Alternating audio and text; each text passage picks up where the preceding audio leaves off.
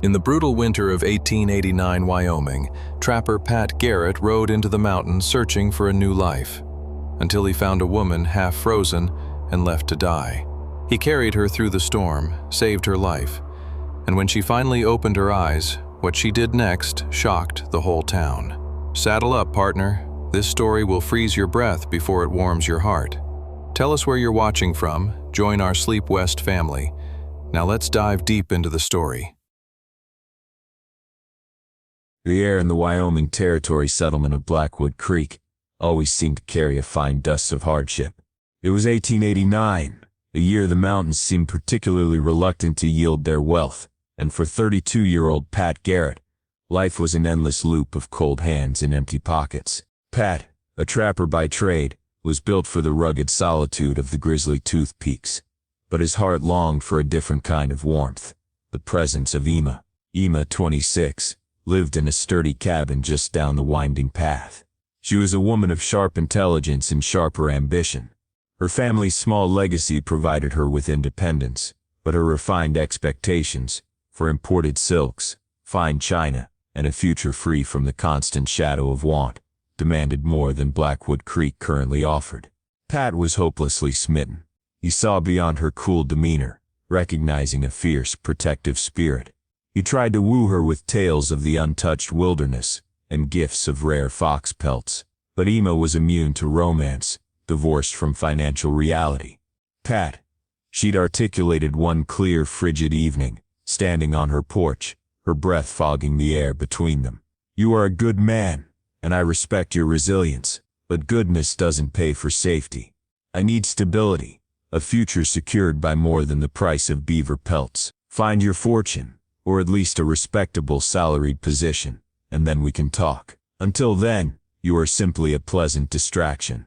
Her rejection stung deep, but it only confirmed his status as a man on the margins. He redoubled his efforts, setting traps further afield, braving early snows, but the market was flooded, and his meager earnings barely covered feed for his horse. Despair began to settle around Pat's shoulders like a lead blanket. The shift in the town's quiet equilibrium came with the arrival of Calvin Vance. Vance, a land speculator from the eastern states, rode in with a small entourage of guards and saddlebags bulging with documents and gold coin.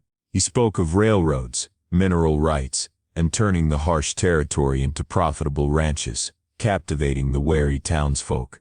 He was slick, polished, and his presence was a loud, undeniable declaration of wealth. Emma, witnessing his effortless financial power, saw her escape. This wasn't the romance of the frontier. This was the sure path to the cushioned life she craved. She approached him, not with flirtation, but with a direct, businesslike proposition. "Mr. Vance," she stated in his temporary office, a rented room in the saloon, "you need a capable hostess, a wife who understands the social currency required to manage your burgeoning empire. I am that partner." Vance, who saw people as assets to be acquired, appreciated her directness. He needed a local face, a woman who could maintain his domestic affairs while he focused on expansion.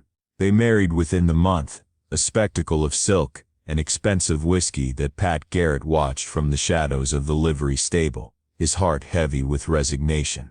The honeymoon ended abruptly. Emma quickly discovered that Vance's charm was a thin veneer over a core of controlling meanness and stinging paranoia. He was possessive of his property and his wife, treating her less like a partner and more like a prize chattel. Her high expenses, the very thing she had been honest about, became a source of cruel public arguments. She was trapped in a gilded cage. Pat, unable to bear the sight of Emma's subtle suffering and the constant, painful reminder of her choice, made a decisive move. He would leave Blackwood Creek. He would seek his fortune, not for her, but for his own sense of self-worth. Montana, with its promise of silver and untouched forests, called to him. A week later, just before dawn, Pat saddled his dependable dark bay mare, Belly. The weather was treacherous, an atmospheric soup of mist and pre-blizzard chill known locally as the white fog. Pat steered Belly toward the northern pass that climbed into the Crimson Canyon. A grueling route few took this late in the year. They were deep in the canyon when Belly suddenly stopped, snorting nervously. her powerful legs planted firmly. Pat, accustomed to his mare's near-supernatural instincts, pulled his rifle from the scabbard. Then, through the thick, swirling fog, he saw it, a dark shape slumped against a wind-sculpted snowdrift. He dismounted, cautiously approaching the object. It was a woman, barely covered, her breath shallow and irregular. She was dressed in expensive but inadequate winter clothes, clearly discarded in a moment of crisis.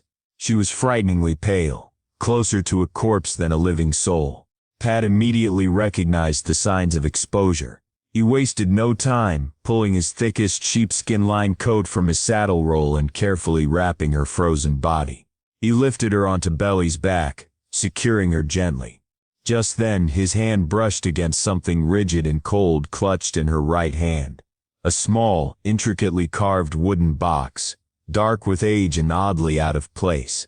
He tucked the box safely into his own pocket. He pressed on toward a dilapidated remote hunting shack he maintained for his furthest trapping circuits, the Lone Pine Refuge. Inside, he built a roaring fire. He laid the woman down on his only cot and stripped the blankets from his own bedroll, piling them high. Still, she shivered uncontrollably. Remembering the lessons passed down from the mountain tribes, he found a clean, thick piece of canvas. He folded it, placed it near the coals, and once heated, not scorched, he applied the warm compress repeatedly to her palms and the soles of her feet, methodically chasing the deep chill out of her core. It was a long, anxious night of nursing. The woman finally woke a full day later. The sound of the wind was a deep roar outside the thick log walls. She focused on the man sitting near the fire, his profile silhouetted against the flames, a mountain man, rugged, weary, but radiating a calm strength. "Pat," she whispered, her voice rough, a painful croak. Pat, cleaning his rifle, looked up, startled. The cold and the trauma had completely transformed the woman's face, leaving it gaunt and unfamiliar. He had seen too many lost souls in the mountains to recognize her instantly. He rose immediately. "You're awake. That's good.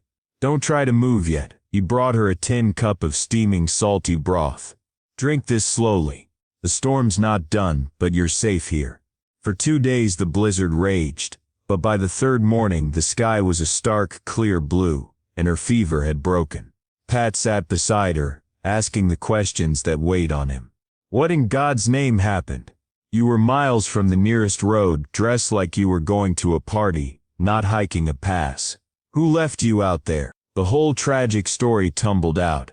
The marriage to Vance, the instant shift from suitor to tormentor, and the final brutal act of betrayal. Vance had discovered she still held a small deed, and her inherited silver coin, her dowry, not held in his bank, as he had assumed. In a blinding rage of greed, he'd taken the valuables and, under the pretense of leaving town for business, had abandoned her far up the canyon, ensuring the elements would cover his tracks. "He told me to walk until I froze," she finished, her eyes wet but fierce. "He meant for me to die." When she finally gave her full name, Emma Vance, the memory slammed into Pat. The haughty woman who had dismissed him for a better life was now a broken figure in his care. Pat was quiet for a long time. "The storm's broken," he said, his voice flat. "I can take you back down. Tell me where you want to go. I'll make sure you get there."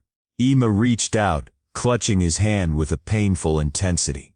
"I made a mistake, Pat, the worst one of my life. I chose a man's balance sheet over his soul. Please, forgive my arrogance. Please, don't leave me now." But the old fire was banked.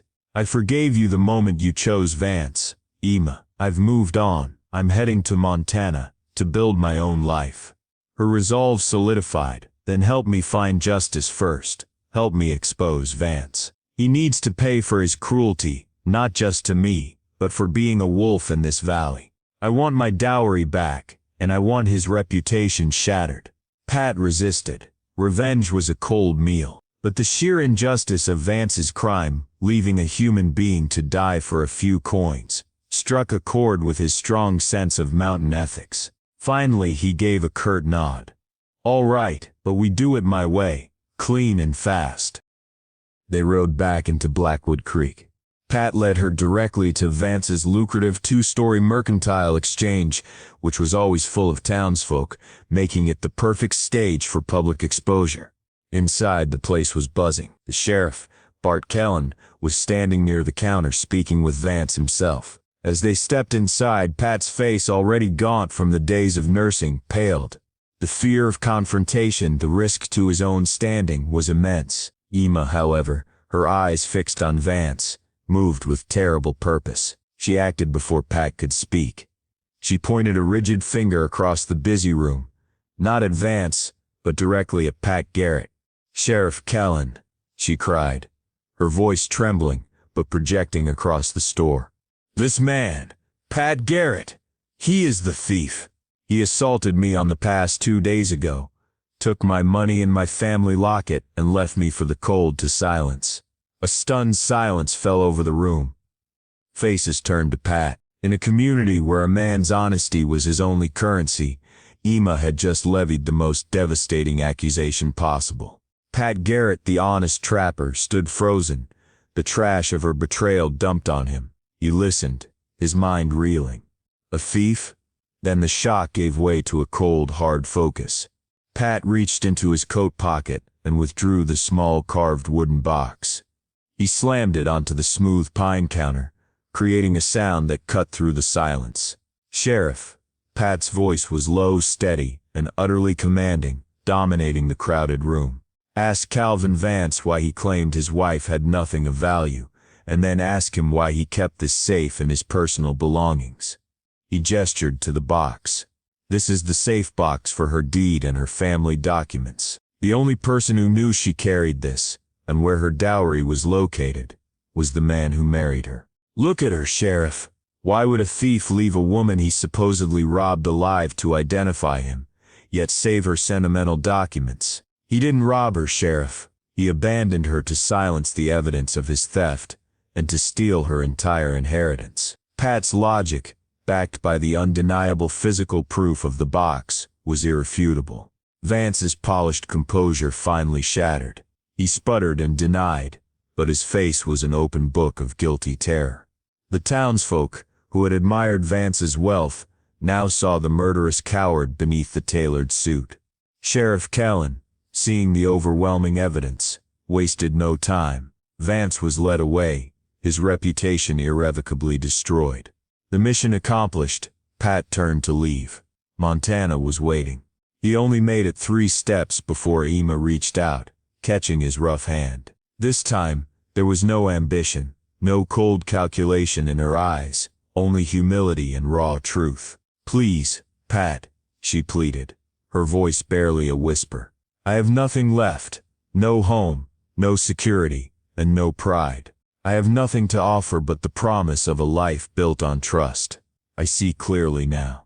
Don't leave me alone again. Marry me. Let me try to be the partner you deserved all along."